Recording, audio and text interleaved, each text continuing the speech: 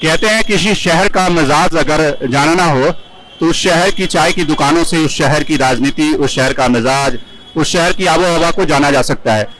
ये दुकान जो है लकी टी स्टॉल, ये अहमदाबाद की बहुत ही पुरानी मशहूर टी स्टॉल है और इसका इतिहास जो है 50 साल से ज़्यादा पुराना है। पुराना इसलिए भी है कि इस टी स्टॉल में चाय जो होती है खास तरह की होती है, लेकिन उससे ज़्यादा दिलचस्प इस दुकान का इतिहास ये है कि एम.एफ. हुसैन की ये पेंटिंग है।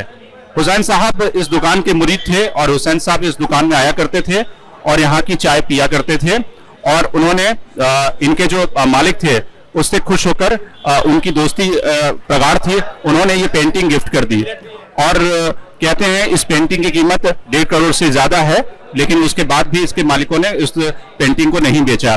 तो यहाँ के मिजाज को, यहाँ की राजनीति को समझते हैं कि आखिर यहाँ की राजनीति किस करवट बैठ रही है, चूंकि गुजरात में विधानसभा के चुनाव होने वाले हैं। क्या नाम है आपका सर? लतीफ भाई। नदीम भाई। लतीफ भाई। तो लतीफ भाई ये बताइए, गुजरात में विधानसभा के चुनाव आने वाले हैं, तो इस बार क्या मूड लग रहा है? किसकी सरकार बनने जा रही है? कौन इस बार विधानसभा चुनाव में जीतने वाला है? क्या लगता है आपको? सब 50-50 है। केजरीवाल को और भाजपा दोनों को 50-50 होगा। आप किस मुद्दे पर वोट डालेंगे? क्योंकि पिछले 25 सालों से बीजेपी की सरकार है यहाँ पे, तो आपके लिए कौन से ऐसे मुद्दे हैं जिस मुद्दों पर वोट डालेंगे? और गुजरात में ये भी लोग कहते हैं कि मोदी को हराना नामुमकिन है, क्या आपको भी ऐसा लगता है? नामुमकिन तो है, 50% है। अगर केजरीवाल अच्छा काम करता है तो उनको वोट देना जरूरी है। अच्छा, केजरीवाल को कह रहे हैं वक्त देना जरूरी है। आप बताएं कि सर क्या इस बार का चुनावी मूड आपको दिख रहा है गुजरात में? गुजरात में अभी भाजपा को थोड़ा टफ पड़ेगा, क्योंकि केजरीवाल जी आए हुए हैं, ओवैसी जी आए हुए हैं, तो हर बार जो आसानी से जीत जाते थे, एक बार आसानी से नहीं जीतेंगे, ऐसा मैं मानता हूँ। क्यों लगता है आपको कि केजरीवाल को वोट पड़ेंगे? केजरीवाल की पार्टी तो कई राज्यों में, अलग अलग राज्यों में भी उन्होंने कोशिश की, लेकिन उसमें उनकी दाल नहीं गिली पंजाब को छोड़कर। आपको लगता है कि यहाँ बीजेपी से लोग नाराज हैं और इसलिए केजरीवाल की पार्टी को एंट्री मिलेगी? नहीं, अभी पूरे भारत में ऐसा है कि जहाँ पर मुफ्त में मिलता है वहाँ लोग वोट ज्यादा डालते हैं। तो अभी केजरीवाल पूरे गुजरात में घूम के बोल रहा है मैं 300 यूनिट फ्री दूंगा, ये फ्री दूंगा, वो फ्री दूंगा, मैं अयोध्या जाने का होगा तो मैं अयोध्या फ्री में ले जाऊंगा। तो मैं केजरीवाल से एक प्रश्न पूछना चाहता हूँ, बिल्किस बानो में बारे में वो लोग क्यों आगे नहीं आए? 11 लोगों को निर्दोष छोड़ दिया सरकार ने, क्यों आगे नहीं आए?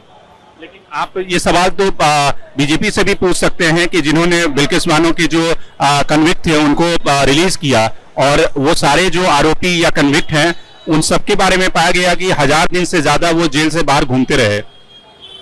दिक्कत वही है कि जितनी भी पार्टियां है वो अपना उल्लू सीधा करने के लिए सब करते हैं। अभी इलेक्शन आया तो 11 लोगों को छोड़ दिया तो उनको फायदा होगा, तो उसके लिए बीजेपी भी जिम्मेदार है। कांग्रेस ने भी क्यों आंदोलन नहीं किया, क्यों रोड पे नहीं आई? और ओवैसी भी नहीं बोल रहे हैं, कोई क्यों नहीं बोल रहा है? आम लोगों का प्रश्न है। आप क्या करते हैं? जी सर, मैं जॉब करता हूँ। जॉब करता हूँ। तो आपको क्या लग रहा है कि इस बार चुनाव की जो फिजा है, चुनाव का जो मूड है, किस पार्टी के पक्ष में है और क्या रोजगार युवाओं को मिल रहा है? रोजगार युवाओं को मिल तो रहा है, लेकिन रोजगार के अंदर भी इसके अंदर अभी तो पूरा सेटिंग बेस चलता है। जैसे बीजेपी सरकार है तो बीजेपी के जो नेता वगैरह है, ठीक है, उनके जो कलेक्ट होते हैं उन्हीं का काम हो रहा है, आम आदमी का कोई काम ही नहीं हो रहा है। परिवर्तन होना चाहिए। तो मतलब परिवर्तन मतलब केजरीवाल जी को वोट इस बार पड़ेगा?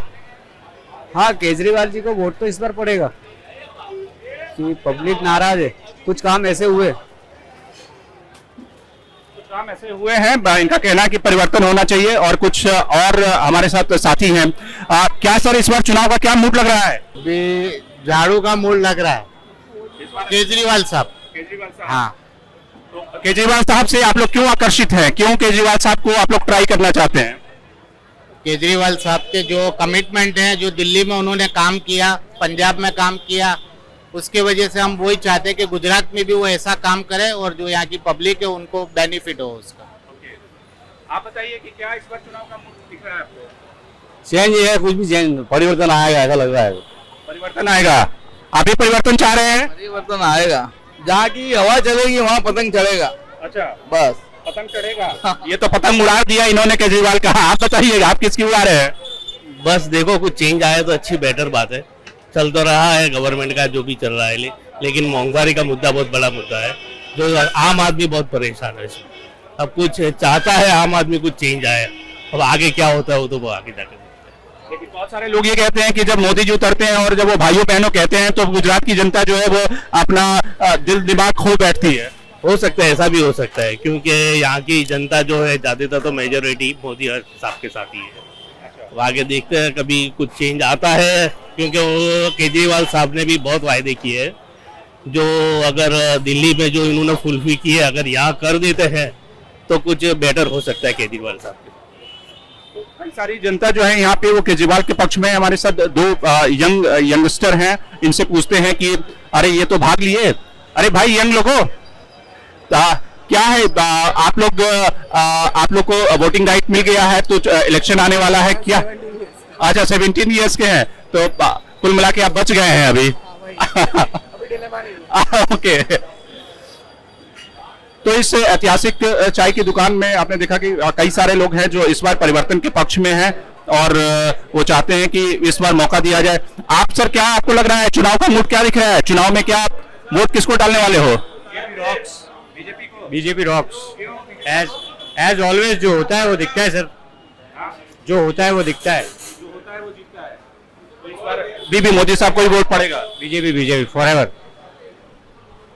तो ये जो इनका कहना है कि जो इनका मूड है वो निश्चित रूप से बीजेपी को ही वोट पड़ेगा, क्योंकि वो बीजेपी को ही वोट डालते रहे हैं। लेकिन यहाँ पर इस चाय की दुकान के बगल में ही एक नारियल वाले हैं जो नारियल पानी बेच रहे हैं और उस समुदाय से ताल्लुकात रखते हैं जो गरीबों की बात कहते हैं कि कोई नहीं सुनता। तो इनसे पूछते हैं, सर क्या नाम है आपका? बताइए कि इस चुनाव में क्या मूड दिख रहा है आपको? हमारे कोई रस नहीं है चुनाव में, हमारे तो मालूम नहीं पड़ती। हम तो रस नहीं आपका? हम तो अफाड़ है। क्यों? कोई भी आवे, सब नेता ने मिनिस्टरों का ही फायदा होता है, पब्लिक का कोई फायदा नहीं होता इसमें, इसलिए कोई इंटरेस्ट लेने का ही नहीं इलेक्शन में। ये पते की बात इन्होंने कही, क्योंकि एक वोटर के लिए चुनाव आयोग ने नोटा का विकल्प रखा है। वो कहते हैं कि नेता कोई भी आए, पब्लिक का काम नहीं होता, तो एक तरह से नेताओं की जमात से ये निराश दिखते हैं।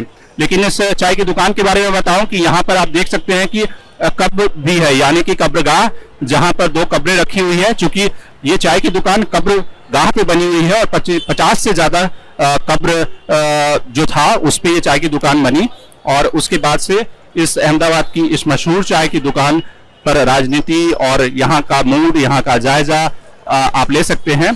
कब्रगाह पर बनी इस चाय की दुकान पर जनता की राय से ये बात समझ में आती है कि मुस्लिम समुदाय जो अब तक कांग्रेस का कैप्टिव वोटर रहा है वो कहीं ना कहीं आपकी तरफ शिफ्ट हो रहा है, खिसक रहा है। कांग्रेस के लिए खतरे की घंटी है, लेकिन आपके लिए अगर आप सचमुच बीजेपी को डेंट करना चाहती है तो उसे मुसलमानों के साथ साथ बाकी समुदाय का वोट भी हासिल करना होगा, वरना बीजेपी की राह पहले की तरह ही आसान रहेगी। Shankar Animesh, the print, Ahmedabad.